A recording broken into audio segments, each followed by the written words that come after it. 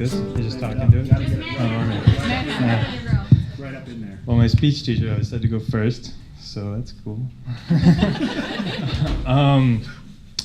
My story is about a year abroad. So when I was in college, I went to Concordia, and sorry, Cobbers, I actually hated it.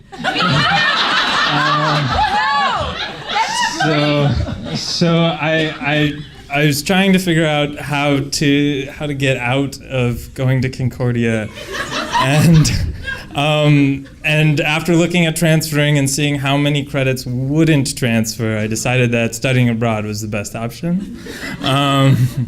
I decided in my sophomore year to study abroad in Japan, and even though I wasn't a big fan of Concordia, I did have my a Cobber girlfriend who also decided to go to Japan with me, and we lived together. Don't tell Concordia. And so, you know, we went on this big. I mean, I guess we had been dating for like probably 6 months. So moving in together was exactly what every 19-year-old couple should do.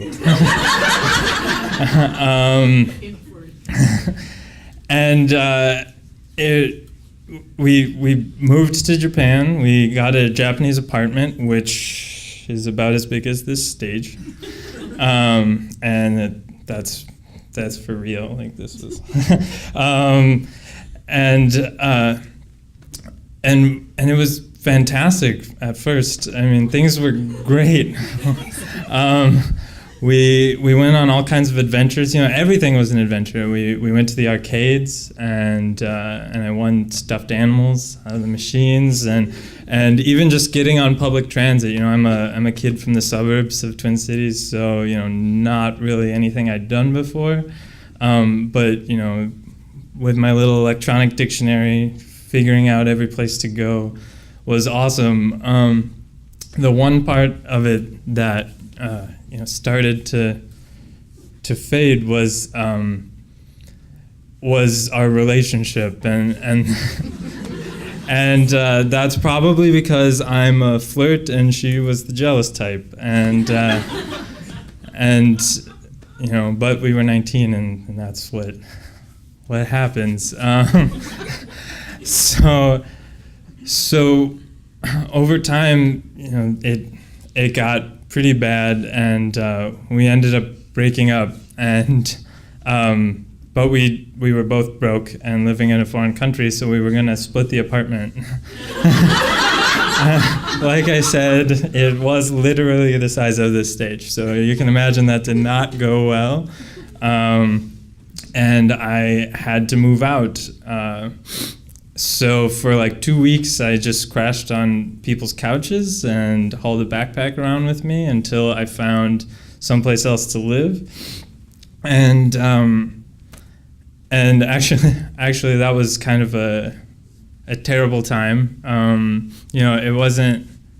I never really felt, you know, homeless, and I wouldn't want to disrespect people who actually go without housing, but you know, most nights I didn't know where I was going to sleep when I woke up that morning, and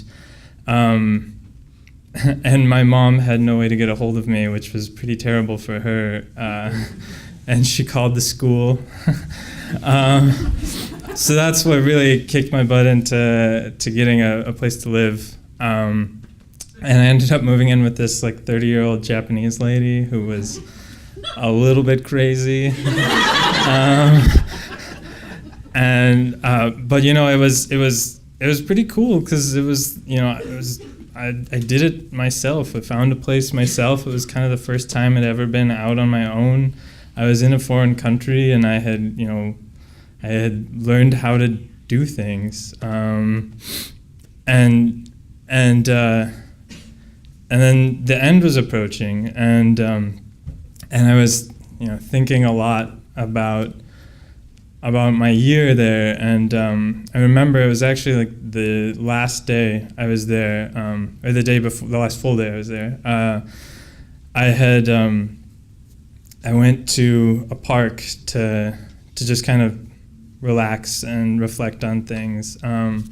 And it wasn't a park that I had spent a lot of time in, but I was running a lot while I was in Japan. And I had run through it a lot of times, and I just kind of laid down in the grass and I thought about how, when it was new, everything was exciting and everything was great, and it was big, shiny, new adventure.